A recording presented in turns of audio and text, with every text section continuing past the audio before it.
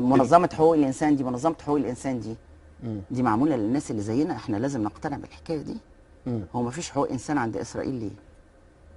ما فيش حقوق انسان في ليبيا. شافت كام حد مات ولا كام حد؟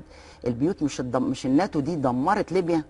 ما نعرفش ايه اللي حصل، ما نعرفش احنا الراجل ده مات ازاي واللي حواليه ماتوا ازاي. حقوق الانسان ما راحتش سيدي ابو غريب ليه؟ ما راحتش جوانتنامو ليه؟ هو ما فيش الا احنا اللي عندنا تجاوزات في حقوق الانسان؟ ولا الانسان عندنا اغلى من كل الانسانات اللي في كل الحتت بتاعت الدنيا؟ هل معنى انه ما فيش في ليبيا يبقى احنا لو انتهكت حقوق الانسان عندنا انا ما بقولش كده اطلاقا، نبارك هذا المناخ اطلاقا. ما هو مش معنى ان انا بقول ده يبقى العكس، لا.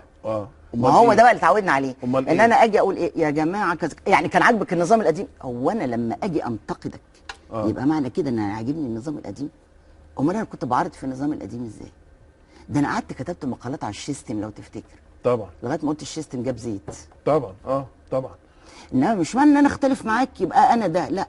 في كذا راي، في الاراء لها طب ايه رايك بقى